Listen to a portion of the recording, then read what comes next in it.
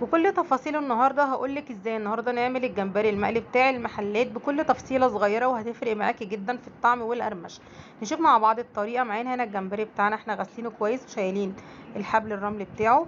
هننزل بثلاث فصوص من الثوم، ملح وسنه فلفل وكمون وكزبره ومعلقه بهارات سمك. خلاص هننزل بعصره ليمونه زي ما انتم ما شايفين.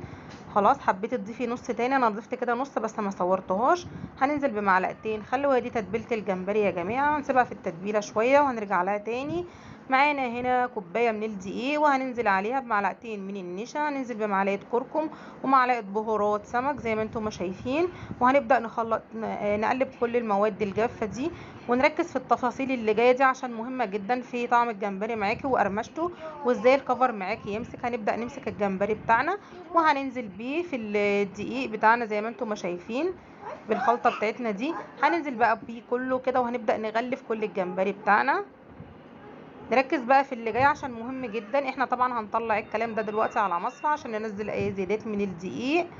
خلاص خلصناه هننخله كده علشان ننزل اي زيادات. هنركنه 10 دقايق ونرجع نحطه تاني في الدقيق يا جماعه، والخطوه دي مهمه جدا زي ما انتم ما شايفين.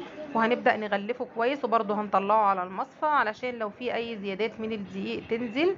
خلاص فالخطوه دي مهمه، هتعمليه اول مره وتسيبيه 10 دقايق في المصفى وترجعي ترجعيه تاني. خلاص هنا بقى هنطلعه بالوحده وهنبدا نحطه في المصفى علشان لو في اي زياده من الدقيق تنزل.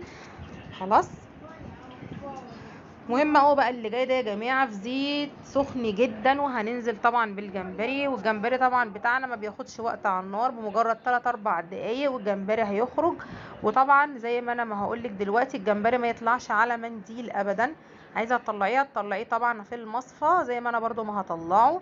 خلاص هنرص كل الجمبري، ودي اول طاسه معانا. ركزي في كل التفاصيل دي هتفرق معاكي. خلاص زي ما انتم ما شايفين الكفر ثابت اهو زي ما هو.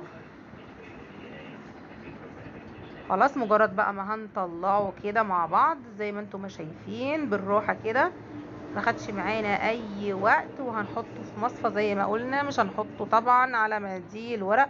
ونكون خلصنا مع بعض كده الفيديو زي ما انتم ما شايفين. يا رب يعجبكم، ويا ريت ما تنسيش تحط اللايك، واشوفكم بخير حبايبي.